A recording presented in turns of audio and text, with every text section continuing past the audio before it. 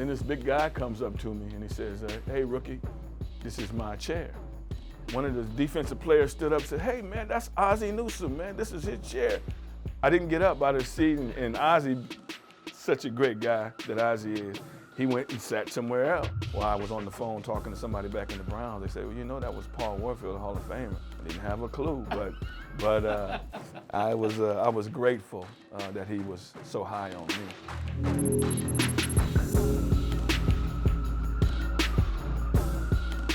Hello again, everyone, and welcome to another installment of Club 46, driven by Bridgestone. I'm your host, Jay Crawford, and as you know, we sit down every week with a great Cleveland Brown. And this week, thrilled to be joined by Webster Slaughter. Webster, you look great. Thanks so much for taking time with us. How you been? I've been great, and thanks for having me. I'm glad to be here today. Glad to be back in Cleveland and visit you guys a little bit. Cleveland is glad to have you back.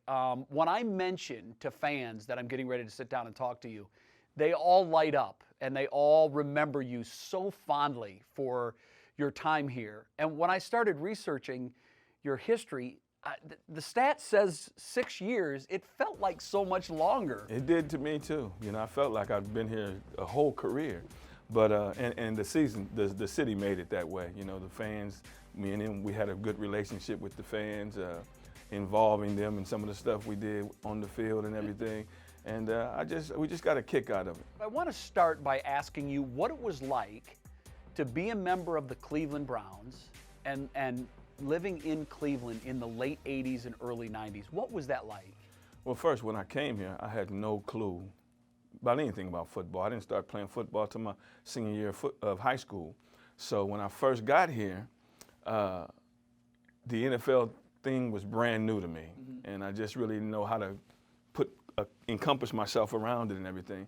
But once I got here, all of the other players, they kind of welcomed me in, the coaches welcomed me in, the city welcomed me in, and it was the greatest thing I'd ever was involved with at that time. Right. So, what was it like for a California kid? You played high school and junior college and your college ball in California. What was your first reaction when you heard you were drafted by the Cleveland Browns and you'd be moving to Ohio, probably a place you'd never been before? First thing I thought was it's going to be cold. You know, I remember the first practice I was out here when it was cold. I had my hands around my arms like this, and everybody looked at me and knew I was from California. But I thought it would be a place, because I heard a lot of stories about Cleveland, that it would be a place that I didn't like, I wouldn't like. And I'm telling you, I just learned to love this place from the first year that I was here. Why did people tell you you wouldn't like Cleveland? Well, they said, you know, the stuff they still say now, probably it's a dirty city, or there's nothing going on there, you know, you're going to be bored here, it's going too cold for you, and all that stuff, man, I embraced. I enjoyed the work ethic of not only the players when we got here, but the city, you know, and I just enjoyed this is my type of city, to be honest with you. Yeah, even though you're a Cali kid. Yeah, well, I used to be a Cali. I'm not there anymore, but yeah. When you came to Cleveland, you had all these negative things that people were telling you about it. How long did it take you, Webster, before you realized none of that was true? It didn't take me long at all, to be honest with you. Just meeting the guys, the camaraderie that they had instantly, pulling me in. You know, I did have a couple hiccups first starting out, but maybe a couple months into the season, I started to feel at home again. Yeah. What were your hiccups? Oh, I had a couple run-ins with some guys. You know, I had my mind set on a certain thing. A funny story I'll tell you. Like I said, I didn't know anything about football. So when I came here, I heard some other stories that, you know, these veterans are going to try to take advantage of you. Make sure you don't allow them to do it, because if you do it, they do it one time, they'll do it 2 times. And so I didn't know anybody. I didn't know anybody playing football. I didn't know no names because I never watched football. So when I got here, the first meeting we had, I sat down in this chair. Big meeting room, offense on one side, defense on the other side. And I sat in this chair, and then this big guy comes up to me and he says, hey, rookie, this is my chair. I said, well, there's a chair there, but I sat here first. And I'm not moving. And so I kind of put my feet up, and one of the defensive players stood up and said, hey, man, that's Ozzie Newsome, man. This is his chair. So I don't know who it is. I don't care who it is. There's a chair there and there's a chair there. And I didn't get up out of the seat. And Ozzie, such a great guy that Ozzie is, he went and sat somewhere else. He did? Yeah. And so, but I got called up to Coach Schottenheimer's office and said, hey, the veterans have their seats. You got to stay. I said, well, I didn't know. I didn't know it was. And that's the only one thing really I regret is that because Ozzie Newsome is probably the nicest guy you'd ever want to meet, and I didn't know who he was. I was just protecting myself, right. and I didn't get out of his seat. But what he How did do you think that impacted the way your teammates viewed you? Oh, I'm sure right away they thought this guy's gonna be trouble. But what happened was Ozzie had me now for every single game we played my rookie year. I had to wait in the locker room until he was ready to go out, and I had to put his jersey on. And so it was. That was your punishment. Yeah, but there was a certain time I was supposed to have been out at the field. And so I would tell Ozzie, well, can I go out? Because I got to be, he said, I'm not ready yet. So I'd have to wait until he got ready. And I got in trouble a couple of times, but he was a really nice guy. That's quite a story that you can tell people. There's a lot of those, believe me. My rookie year. Well, let me tell you one more then while I'm thinking about it. Just kind of angst that maybe the players had against me when I first got there. First couple practices, me being here, the teams were running plays and stuff like this, and they were having trouble. They weren't being very successful. And Schottenheimer said, get me a receiver in there. So I jump in there, I'm ready to go. And in the middle of the huddle, somebody taps me on my shoulder and says, hey, I got it. I said, no, I got it. He said, no, I got it. He says, no, it was Brian Brennan. And we're in the huddle. They haven't even called the play yet. Everybody's looking at me and Brian going back and forth. We got it, I got it. And I said, no, man, I was here first. Get out of here, And again, I got called up to Schottenheimer's office, and he said, Webster, the veterans, he said, you keep working for your starting position, but hey, they got to go with the first you. And I said, I didn't know, Marty. You said to get a receiver in there, I got in there. And so that's another story that Brian Brennan thinks, even today, that I did that purposely. He didn't know that I didn't know nothing about the system and anything. I always find it endearing, and I've talked to other longtime veterans about this, when a rookie comes into the league and literally has no knowledge of the league's history or the players that are in it. Right. And hearing you say that, I'm fascinated by the fact that you truly didn't know who Ozzie Newsome was. I did not.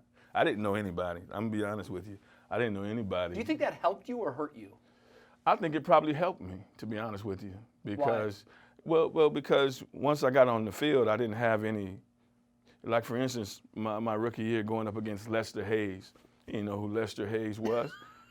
I'm confident that I can beat this guy. I don't care who he is. And I was pretty successful against him. But, if I'd have had all that stuff running through my head, oh, man, this is Lester Hayes, how would I have reacted to him? I want to go back to something you said earlier. You said that you didn't play football till your senior year in high school? My senior year in high school. And really the only way I got to play was I was in a gym class playing basketball. And was that your thing? Yeah, I love basketball more than even football, even when I was playing. But so one of the coaches came in, saw me playing basketball, and asked me to come out for the football team. Of course, back then I was about 145 pounds. And so they had to convince me to come out. And you'd never played? Never played. And ended up that year as a senior, I made the All-Star team, the only player on my team to make the All-Star team. And I was on a team that, though, had the second longest losing streak in the country. So I didn't get many looks. So you were the best player on the worst team? Right. But when did you realize you were good at this?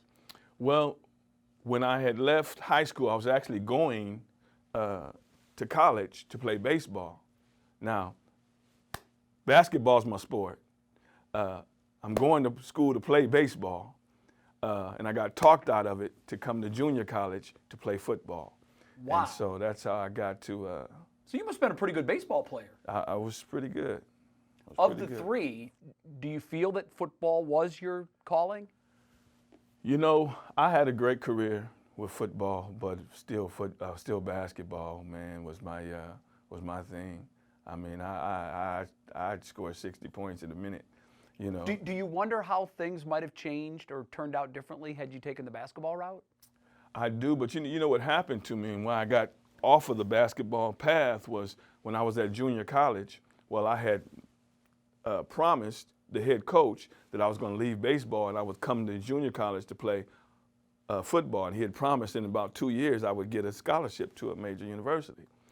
And so my idea was to go and play basketball also. So when I went to the first basketball practice, the basketball coach said, well, you can only play either basketball or football. This was at the junior college? Yeah, the junior college. And I'd already promised this guy that I was going to play football, so I just didn't play basketball. You kept your word. Yeah, and so played there. I did play a little bit of baseball, but I quit that pretty fast too. Yeah. So you realize while you're in junior college that you can be pretty good at this football thing. Yes, and now you're being recruited by some Division I schools. Tell us how you ended up eventually at San Diego State. Well, you get 5 trips. I took all of my trips. San Diego State was going to be my last one. Right before then, I went to University of Tennessee, and I'd already made up my mind, I'm going to University of Tennessee. Really? Oh, yeah. And had a good recruiting trip.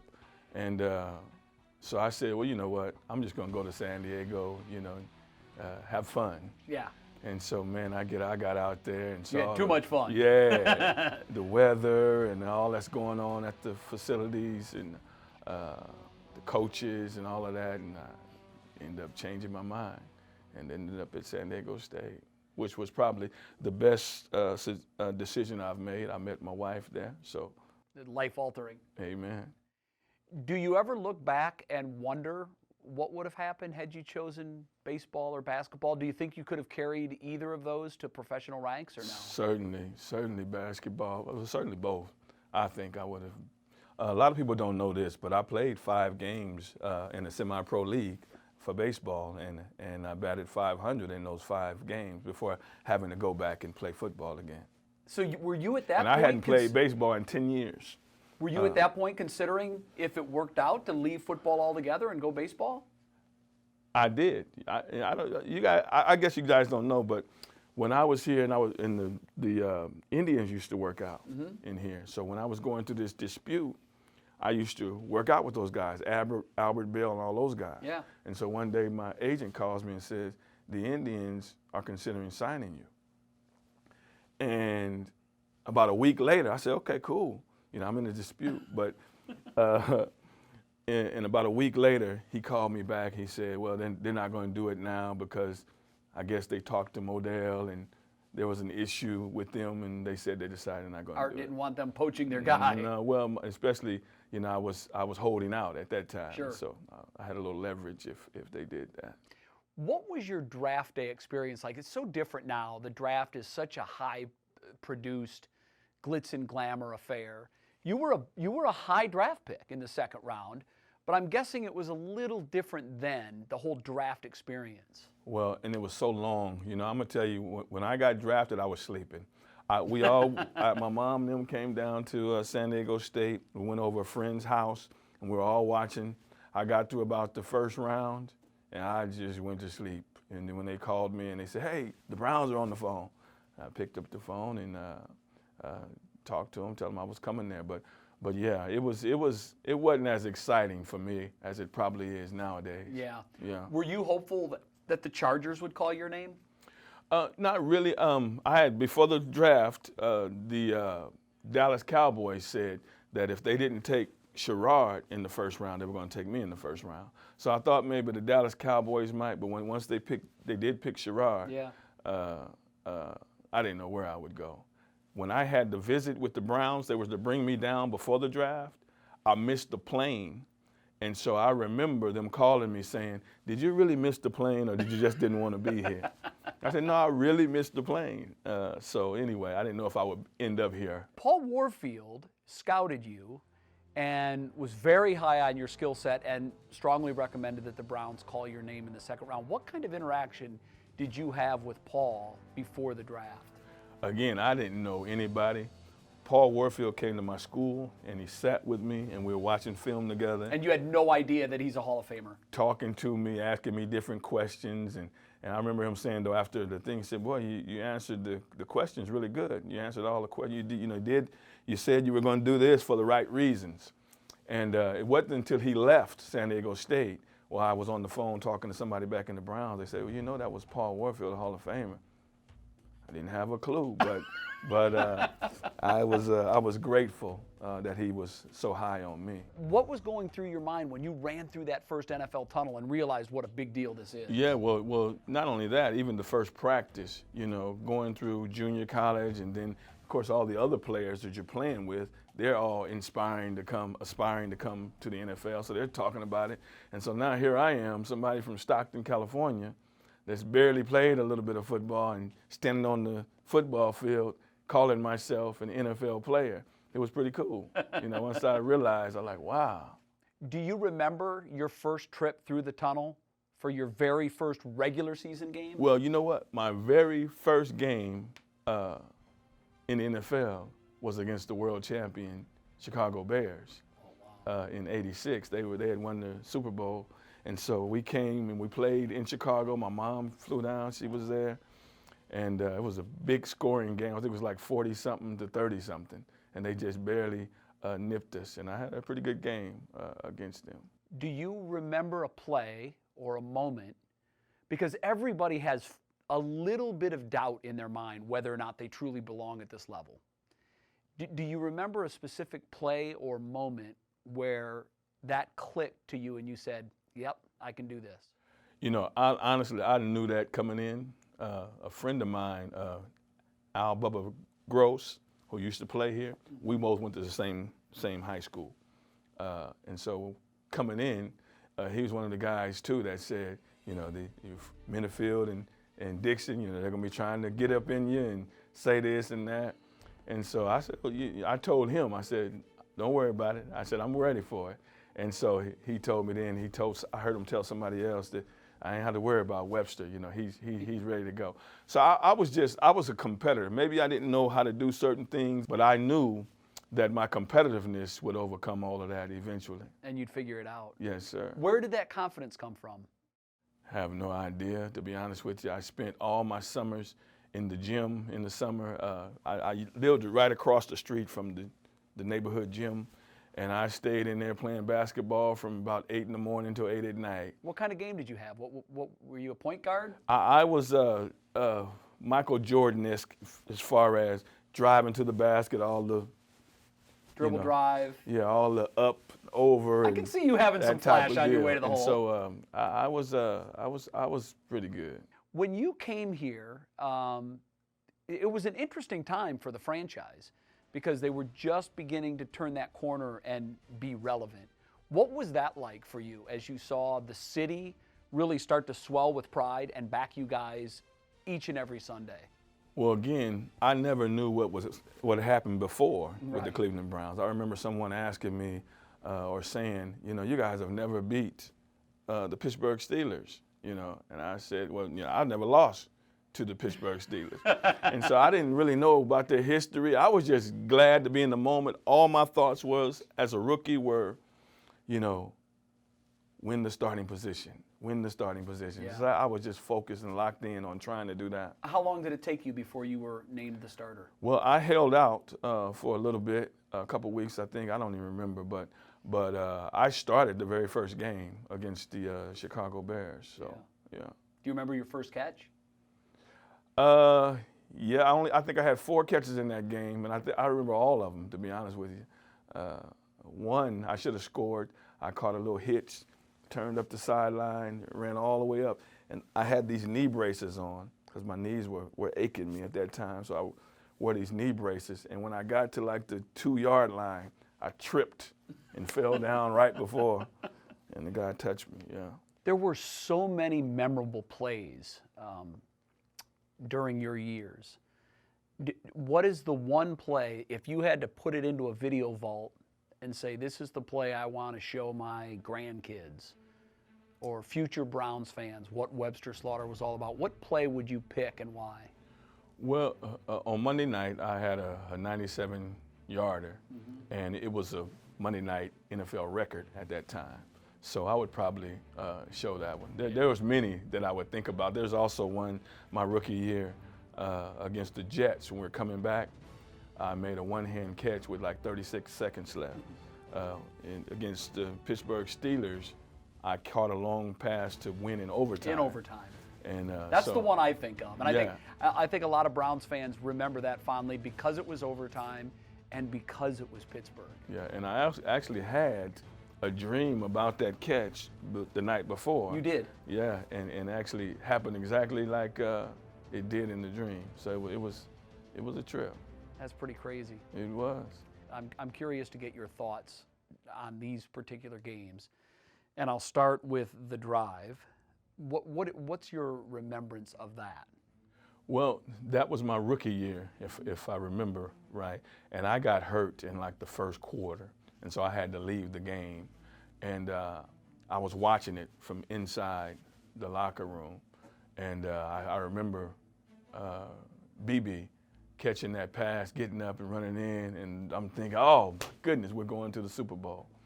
And then Elway comes out on the field with 2 minutes something left. I remember, I think it was something on the drive. It was a 4th and 18 or there 4th. were a couple long conversions. Yeah. One was, I think, 4th and 17 or something. And I was just thinking, oh, just stop him right here. And obviously we didn't. And then the last throw that he made for the touchdown barely went over Carl Hairston's fingers. And so, man, that just killed me inside. But, you know, at that time I was a rookie, so I was thinking, okay, that's the first time. We'll get another chance. Yeah. Yeah. So often players don't. But you found yourself the very next year back in the very same spot, needing to beat Denver to get to the promised land. What do you remember about the Fumble game? I remember us being down at halftime by quite a bit. And I remember Ernest Biner bringing us back, putting us on his back and bringing us back. That's what I remember. And then I remember the pain that he was in when he did fumble the ball. You know, everybody fumbles the ball. It happened to him at an inopportune time. But to be honest with you, we'd have never even been in that game if it wasn't for Ernest Biner. I hate that he had to leave here, possibly because of that, I don't know.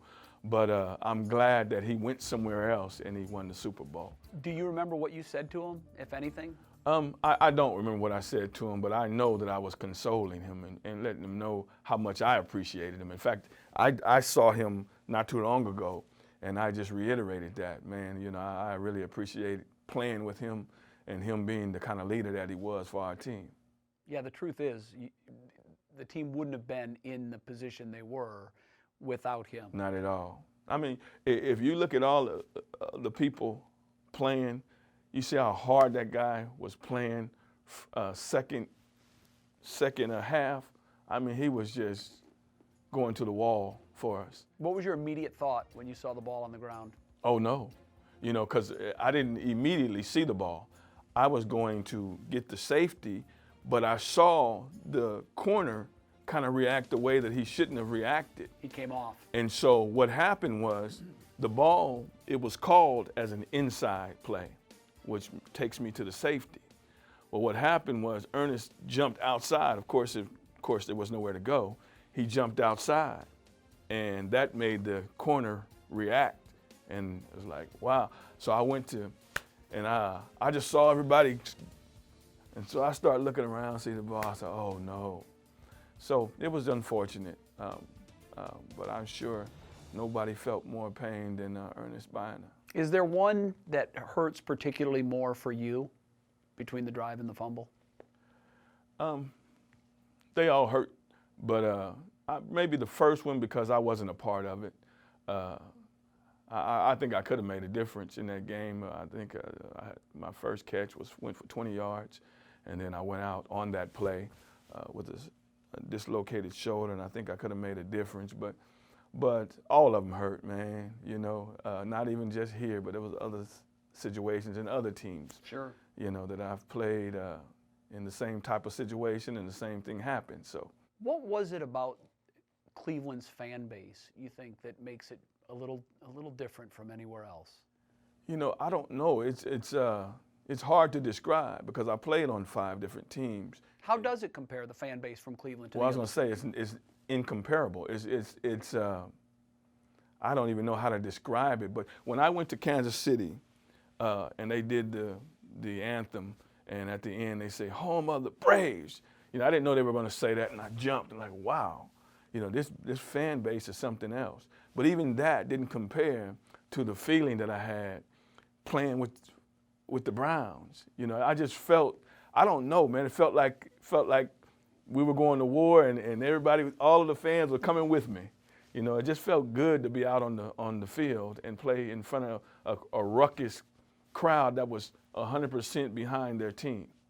You guys had flash. I was talking to, I can't remember which former player it was, about you, and they said the funny thing about Webster was he played with so much flash, but in real life you weren't a flashy guy. Yeah, I wouldn't say flash. I mean, maybe they saw it as that, but I don't know. Flash, maybe Passion. Passion. That's a good word for me, because that's exactly. I wanted to make sure from snap 1 till snap the last one that I was giving them everything I had, and I wanted my opponent to feel that too. So that's why Cleveland loved you. You guys had so many cool traditions. The one thing that I remember about that team, and this is one of the reasons why I think some players or fans remember you as being a flashy guy. First of all, you always looked like you were ready for the show. Yes, sir. But secondly, the orange cleat thing was over the top cool. I remember the first time I saw it, just thinking that might be the coolest thing I've ever seen on an NFL field. The story is you and Met came up with that. Is that how it began? No, I actually came up with it, but it was just an extension of what I was doing before. You know, even when I was in junior college, I would always do little things to dress up my uniform. Right. And this was just one of those things. Monday night, I said, you know what? I'm gonna dress my uniform up, put my orange shoes, and then Metcalf wanted me to painted his, and I think a couple other guys. Right after that game, the NFL came down on us a little bit, and they said, you know, if you can only do that if the whole team does it. So I don't know if you guys know this, but in the AFC Championship game, you saw a lot of guys wearing those orange cleats. I was in the locker room before the game, the day before game, with a towel around my head, painting everybody's shoes, you know, and so they called me the Earl Shy by the NFL back then. You were revolutionary. Now, guys in their cleats now, it's getting guys in trouble. Yeah, they are. But it was fun, man, and it was fun to even go back now, look at the tape, and you see those orange shoes running down the field. Yeah. Yeah. What would you say to members of the Dog Pound during those late 80s and early 90s years? There was such a love affair between them and the players. I would say that we appreciate you guys so much. I mean, you drove us so much. You kept my heart pumping for sure. Even in losing battles, you know, they were the drive that we had every time we came here. We enjoyed. I absolutely loved every time we played in the Cleveland Stadium. And it was because of the Dog Pound and the rest of the fans that were there in the city of Cleveland. It's quite a home field advantage. We loved it. Even off the field, throughout in the community, we showed so much love by the city, and I appreciated that. What were those times like when you would just go out on a random night in Cleveland? What was the reaction from Browns fans as you would go through Cleveland into restaurants, into bars and different things? Well, that's it. You know, after the game, everybody's usually celebrating, so everybody's inebriated and oh, I love you, you know, that type of deal everywhere. But it was, I personally never saw negativity towards us. You know, it was always, you know, we love you, Browns, and can't wait till this and that. And it was an exciting time for me because I didn't know anything about how fans react to football games. But when I got this dose of fans, I was like, wow, this is pretty special. This NFL thing's kind of cool. Yeah, it was. You decide at some point that you're going to leave football in your past. What was that process like for you? Was it emotional? It was emotional. I cried on the way home, to be honest with you. Yeah, because I had such a great time, man. And though I played 12 years, it went by so fast. Everyone says that. It seems like it was 6 years or half of that time. And so, and I could have extended it again. But to be honest with you, I felt myself, you know, as far as running the same speed, jumping as high, lifting the same, I can do all of that in my 12th year. Oh, yeah. That's not the deal for me. To be honest with you, I think it's the mentality that changes. And for young players, get a hold of this, because I think it's true that, you know, we train our bodies, this and that. My 12th year, I could run just as fast, if not faster. I could lift more, certainly. I could jump higher. When I tested at San Diego Chargers, the last team, I was jumping higher. But I knew my mind was different. In fact, that it just wasn't into it. When you come in and you play as a rookie and you first start, you're hungry. And so I think, you know, not just training the body, you got to remember to train the mind to also be ready for the work. And I didn't do that always. I always visualized when I was young, but you get to a point where you get comfortable and you stop doing the things that made you great. I think players can play longer if they're all continually training their mind, because I just wasn't into it. I didn't have the same passion in the last couple of years that I played. I can still get open, I still can catch the ball, but I just didn't have the same gumption. Same drive. Gone. When it was official and you knew that you weren't coming to Cleveland, you were going to be moving to Houston, what emotions were you feeling at that time? Honestly, I was just trying to find another team that threw the ball. I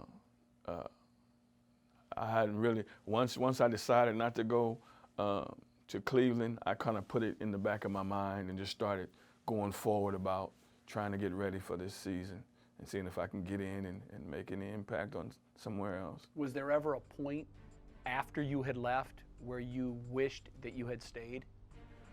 Of course, you know, I always wish I would have stayed. You know, I wish I could have finished my career here, but it just wasn't the case. Yeah.